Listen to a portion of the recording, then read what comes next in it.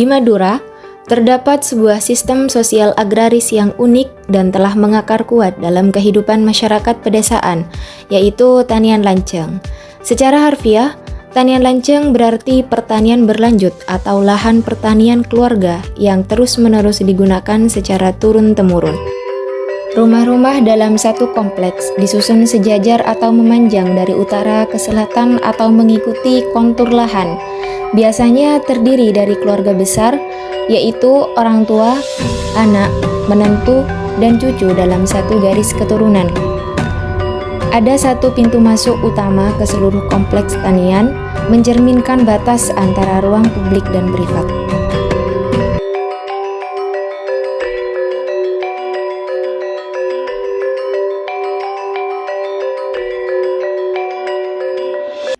Tanah lanceng itu ada beberapa yang harus terpenuhi. Salah satunya itu ada rumah, ada langker atau kopung, ada dapur dan kandang. Itu yang dinamakan dengan tanah lanceng. Tanian itu ya biasa tanian, lanceng itu ya panjang seperti itu. Tapi ada filosofi yang tidak ada di tempat lain. Tanian lanceng itu sebuah peninggalan budaya yang sampai saat ini masih tetap dipertahankan, baik dari segi arsitekturnya, dari segi peletakannya, dari segi posisi rumahnya itu tetap dipertahankan sampai sekarang. Bahkan kami bukan tidak mau merubah konsep tanah lanceng ini seperti yang sekarang yang minimalis, rumah-rumah minimalis, tapi di sini kami tetap mempertahankan budaya yang ada di tanah lanceng itu. Yang pertama itu tanah lanceng itu rumah. Rumah itu namanya rumah pengsal. Ya kopung, ya langker seperti itu. Ya dapur seperti biasa pada umumnya. Tapi dapur itu dempet dengan kandang. Nanti bisa dilihat kandangnya seperti apa, dapurnya seperti apa. Kalau rumahnya ya seperti ini kayak gini. Kenapa ada kundinya di atas? Inilah ciri khas dari tanah lanceng. Ada kundinya di atas. Kalau di Jogja itu namanya joglo, tapi kalau di sini namanya pengsal. Itu yang membedakan antara Jogja dengan tanah lanceng yang ada di sini. Dan kebetulan tanah lanceng yang ada di Dusun Budakan 1, Desa Larangan Luar, Kecamatan Larangan, Kabupaten Pamekasan ini terpanjang se-Madura. Di Sumeneb itu ada, di Sampang itu ada, di Bangkalan itu ada. Tapi yang terpanjang dan paling banyak rumahnya itu tetap yang di sini. Ada 11 rumah yang berjejer, tetap rapi, dan kami tetap mempertahankan seperti itu. Kenapa rumah di sini itu kalau bahasa Maduranya itu mantep, pendek. Secara tidak langsung kami itu diajari tentang budi pekerti. Kalau orang Madura bilang itu antep asor. Karena kalau mau masuk ke rumah pengsal atau seperti ini harus nunduk. Itu secara tidak langsung mengajarkan kita tetap harus tawadhu kepada semua orang yang ada di sini, kayak gitu. Langker juga begitu, konsepnya memang tidak tinggi, karena orang bertamu itu biasanya kalau laki-laki itu ditempatkan di langker, biasanya seperti itu. Dan pintu rumah pengsal itu hanya satu di depan.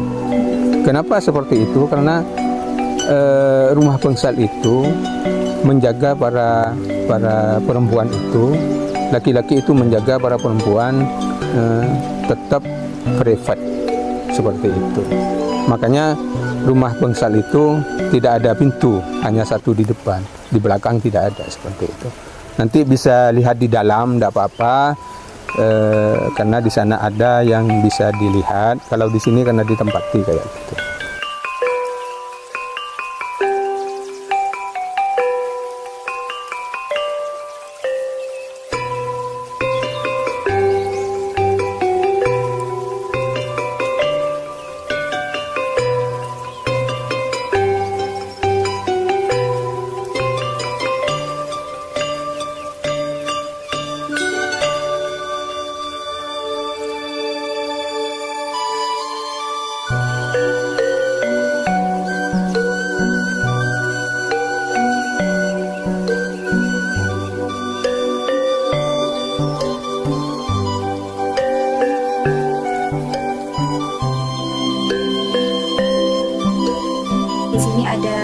Apa saja elemen fisik yang biasanya terdapat dalam satu kompleks Tanian Lancar? Yang tadi saya sudah jelaskan. Seperti itu. Yang pertama itu rumah, yang kedua itu langgar atau kokung, yang ketiga itu dapur, tempat itu kandang. Ini wajib. Kenapa harus ada empat-empatnya?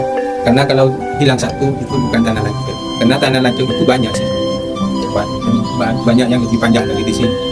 Tapi di sini ini konsep tanah lancung yang kami belajar itu, karena ada rumah, ada kokung, ada dapur, ada kandang. Itu empat komponen yang tidak bisa dipisahkan. Itu yang dinamakan konsep tanah dari segi fisik. Pertanyaan kedua itu, bagaimana pola tata ruang Tanian Lancar disusun dan apa filosofi di balik penataannya? Penataan itu biasanya dari sebelah barat ke timur. Jadi sebelah barat itu orang tuanya, anaknya, kayak gitu. Terus kayak gitu. Karena ini Tanian Lancar ini satu keluarga. Paling jauh itu sekarang ini sepupu. Karena orang tuanya itu satu buyut. Jadi ini. Itu kenapa tadi pertanyaannya? Pola tata ruangnya seperti itu. Pola tata ruang. Baik, ketiga, apa peran gender dalam kehidupan sehari-hari di lingkungan Tanian Lancar? Pekerjaan ibu rumah tangga yang laki-laki biasanya bekerja ya, gitu. Tapi yang cewek itu lebih kebanyakan di rumah sih. Tidak banyak yang keluar. Tapi kalau yang laki-laki biasanya ya kerja tani seperti itu. Perbedaan gendernya ya secara alamiah aja. Ya yang cewek ya seperti itu yang Menempati kodratnya sendiri. karena membuat rumah ini. Soal yang keempat itu, bagaimana sistem gotong royong dan solidaritas sosial terwujud dalam kehidupan di Tanian Lancar? Di sini ini memang mengedepankan gotong royong. Kalau mau buat apa, tetangga-tetangga yang di sini ini jadi satu. Tidak ada istilah, karena kan sekarang sudah semuanya harus pakai uang. Kalau di sini masih tetap mempertahankan itu. Kalau mau buat rumah, mau buat dapur, apa saja, hajatan itu biasa kalau menurut tetap seperti itu, tetap dipertahankan. Jadi tidak harus ngumpul yang banyak betul itu. Karena kan sekarang kan kalau di luar itu ya mau tak ngumpul tak meringan. Kalau di sini tidak, masih tetap gotong royong itu lebih dari jalan itu. Yang kelima, apa tantangan yang dihadapi dalam mempertahankan keberadaan Tanian Lancar di tengah modernisasi dan urbanisasi? Ya, yang pertama ya banyak sih. Tapi kami berkomitmen di sini tetap mempertahankan budaya yang ada di sini. Tantangan itu sangat banyak. Contohnya, kenapa rumah yang ada sekarang, kenapa rumah yang ini dibangun di sebelah, tidak jajar dengan sini? Karena kan di sini ada sebetulnya tempat itu. Karena komitmen kami itu tetap yang rumah bangsal ini tetap dipertahankan, yang sebelah sini. Sebenarnya 12. Kalau mau buat yang seperti ini tidak apa-apa di sini. Itu sudah jadi turun-temurun kami, dan itu tidak berani. Itu sakral sudah sebetulnya. Kalau rumah ini mau dibangun lain, itu kata orang yang terdahulu itu dari mbah-mbah saya itu ada anomalinya kayak gitu. Jadi kami itu kalau mau membuat rumah tidak sama dengan yang di sini, itu harus keluar di tempat lain. Maksudnya jajaran yang ini harus keluar ke tempat lain. Kayak. Kalau mau membuat rumah seperti ini, bangsal seperti ini, tidak apa-apa. Kayak. Jadi kami berkomitmen untuk tetap mempertahankan, dan kami juga sepakat dengan yang muda-muda ini, dengan anak-anak, dengan semuanya, itu tetap mempertahankan itu. Karena membuat rumah ini bukan seperti yang sekarang. Ini ada pertapanya seperti itu kalau dulu. Iya, kayak gitu. Mungkin kalau yang tahu di rumahnya ada kayak gini, coba tanyakan saja ke mbahnya. Itu di sini ini ada seperti ininya, apa ini namanya, sendi. Sendinya ini ditanam dulu, bukan pas langsung gitu. Ini sendinya itu, dan ini 40 hari itu bukan langsung didirikan. Tiap malam itu biasa ngaji. Jadi kami di sini itu sangat mempertahankan itu karena bukan hanya ada anomalinya, tapi juga mungkin bahasa sekarang itu membahayakan kepada generasi sekarang. Itu yang bukan tidak mau rumah-rumah minimalis yang kayak sekarang itu, bukan tidak mau, tapi ini sudah menjadi cagar budaya dan diakui oleh pemerintah Kabupaten Pamekasan. Bahkan sekarang sudah bukan hanya di Pamekasan, kemarin itu festival yang datang itu dari Jawa Timur yang meresmikan kemarin. Bahkan launching pertama hari jadi Kota Pamekasan itu di sini, Pak Bupati agongnya di tempat ini.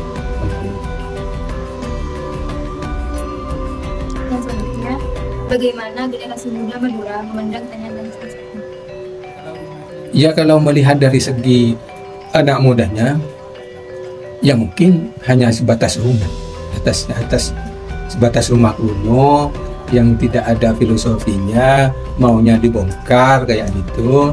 Tapi kami khusus yang di sini ini tetap kami pertahankan kayak gitu. Selanjutnya, apa hubungan antara Tanian Lancang dengan konsep keamanan dan penguasaan sosial tradisional? Konsep Tanian Lancang itu sangat aman.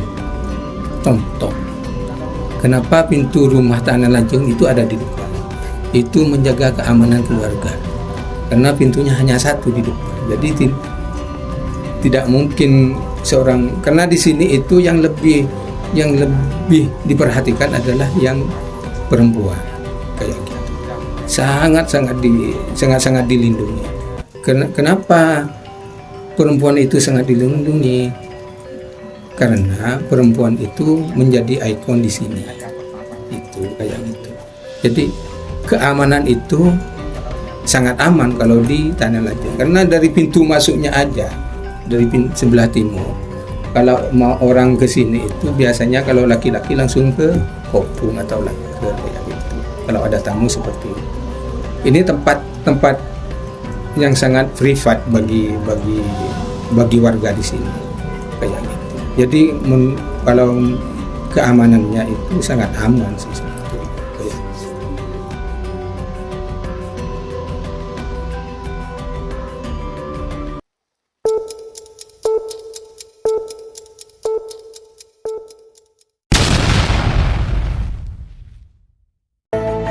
Perubahan modern.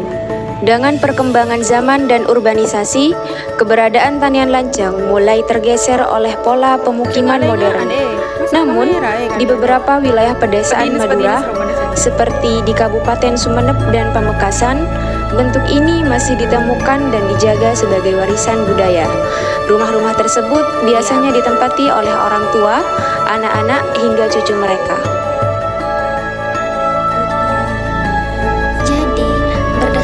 Sumber yang kita temui di konsep Tanian Lancang versi Madura ini, beliau memaparkan bahwa sudah banyak perubahan mengenai konsep Tanian Lancang yang dulunya mengikuti aturan para leluhur mereka, sekarang sudah tidak lagi menerapkan konsep tersebut karena sudah mengikuti perkembangan zaman. Memang hal ini membuktikan bahwa zaman dapat merubah entitas dari budaya itu sendiri. Selain karena perkembangan zaman, perubahan juga terjadi pada pola pikir manusianya yang terus berkembang akan kemajuan zaman. Istilahnya tidak mengikuti aturan. Kalau yang tertua sebelah timurnya, adiknya sebelah timurnya lagi, adiknya lagi tidak mengikuti itu.